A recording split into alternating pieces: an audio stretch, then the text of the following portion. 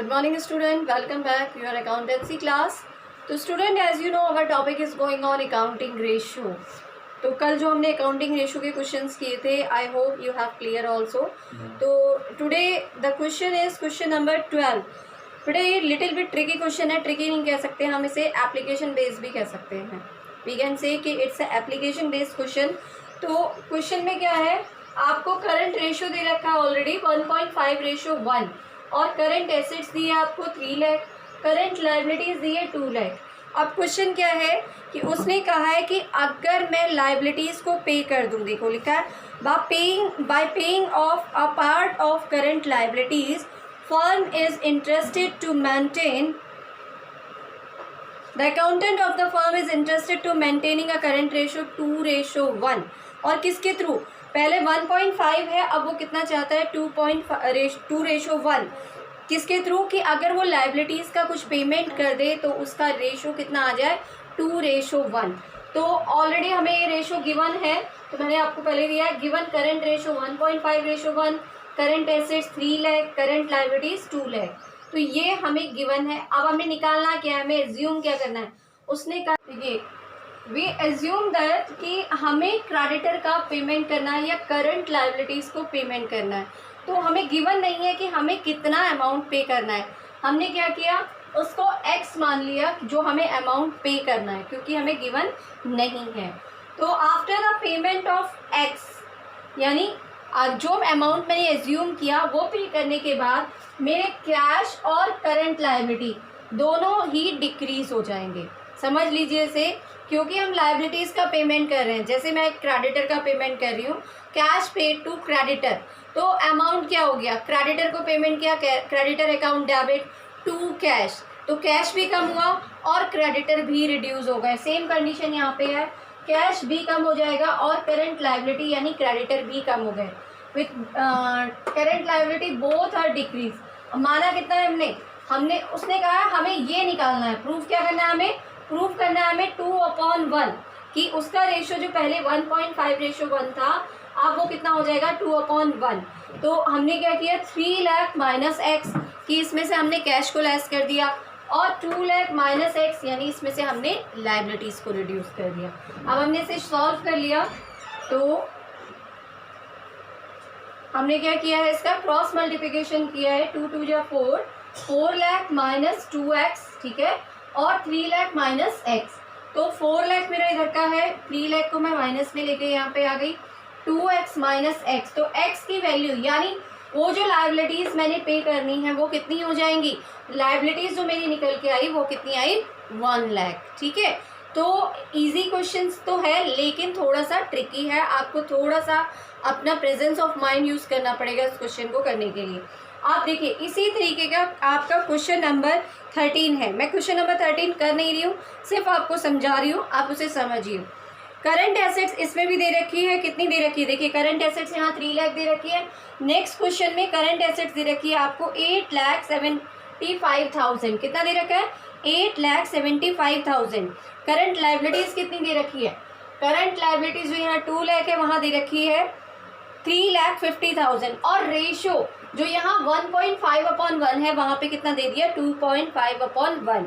The firm wants to maintain current ratio 2:1. दोबारा से उसने वही कहा कि करंट रेशो कितना मेंटेन करना चाहता है 2:1 bye purchasing goods on credit. तो देखो अगर हम गुड्स क्रेडिट पे खरीद रहे हैं तो क्या क्या जनरेट होता है हमारा, एक हमारा स्टॉक जनरेट होता है यानी करंट एसेट्स बढ़ गई, दूसरे हमारे क्रेडिटर जनरेट होते हैं, दोनों चीज़ बढ़ रही हैं.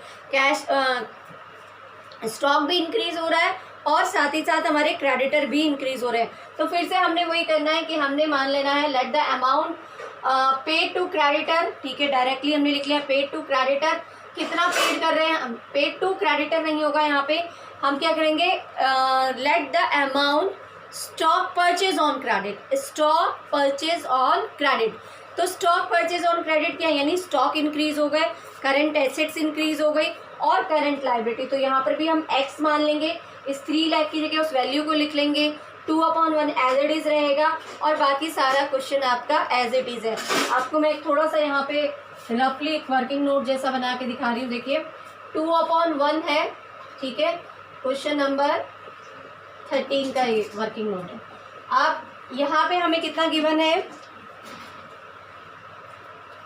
8,75,000 अपॉन 3,50,000। दोनों में से मैंने x लेस कर देना है, क्योंकि प्लस कर देना है, सॉरी माइनस नहीं करेंगे हम, इसमें क्या करेंगे, प्लस कर देंगे, क्योंकि स्टॉक भी इंक्रीज हो रहा है और क्रेडिटर भी इंक्रीज हो रहे हैं। तो क्या हो गया, आपने यहाँ पे कर दिया, ये हो गया 7,50,000, नहीं 7 लाख, सॉरी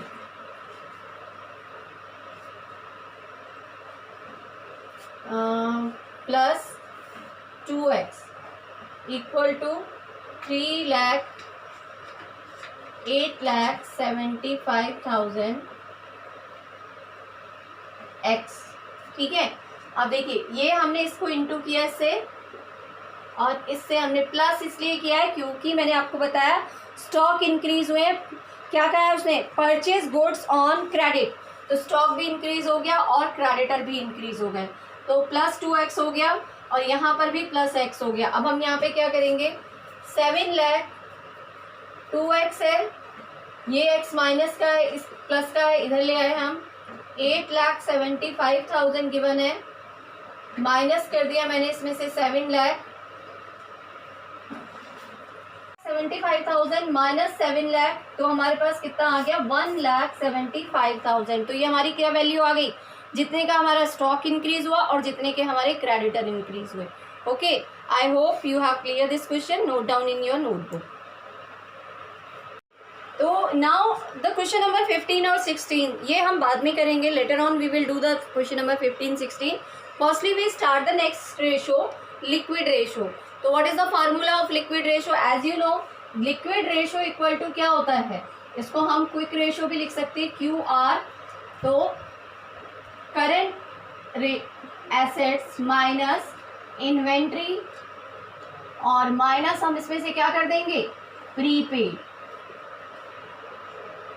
ठीक है, अपॉन करंट लायबिलिटीज। क्लियर, या फिर हम इसे क्या लिख सकते हैं, लिक्विड एसेट्स